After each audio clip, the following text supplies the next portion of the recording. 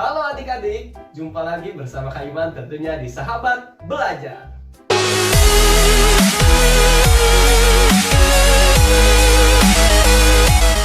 Nah, hari ini kita akan masuk di pembelajaran tema 1, subtema 2, pembelajaran yang kelima.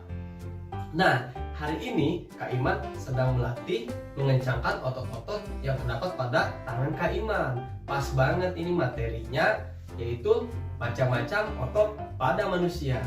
Sebelum kita membahas macam-macam otot, adik-adik perlu ketahui dari fungsi-fungsi otot.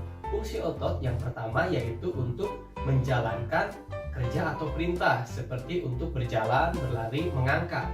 Yang kedua yaitu fungsi otot itu untuk menggerakkan jantung. Dan yang ketiga yaitu dari fungsi otot yaitu untuk mengalirkan darah, seperti nutrisi dan oksigen.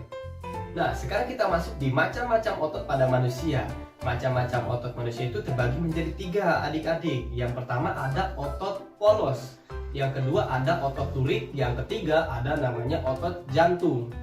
Yang pertama yaitu otot polos. Otot polos adalah otot yang bekerja tanpa kesadaran kita, yang dipengaruhi oleh sistem saraf dan saraf tak sadar atau saraf otonom.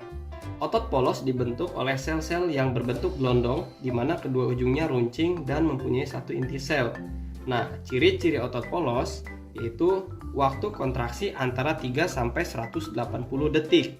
Bentuk dari otot polos adalah gelondong, terletak pada organ dalam, memiliki satu inti sel yang berada di tengah. Pergerakannya dari otot polos ini lambat dan mudah lelah, dipengaruhi oleh saraf otonom.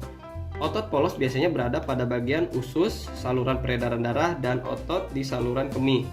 Nah, ciri yang terakhir yaitu adalah otot polos tidak diperintah oleh otak atau tidak dipengaruhi oleh otak. Nah, contoh dari otot polos yaitu misalnya usus, lambung. Mereka sistem kerjanya tidak diperintah oleh otak. Mereka tetap bekerja walaupun misalkan di dalam lambung tidak ada makanan. Nah, otot polos ini tetap akan bekerja seperti meremas-remas makanan. Yang kedua yaitu otot lurik. Otot lurik adalah otot yang menempel pada rangka tubuh manusia yang digunakan dalam pergerakan. Otot lurik adalah otot yang bekerja di bawah kesadaran. Nah, otot lurik juga dinamakan otot rangka. Mengapa demikian? Karena menempel pada rangka. Nah, dinamakan otot lurik karena adanya sisi gelap dan terang yang berselang-seling. Nah, ciri-ciri otot lurik yaitu bentuknya silindris dengan garis gelap dan terang. Nah, yang selanjutnya itu melekat pada rangka, bekerja secara sadar dengan perintah otak.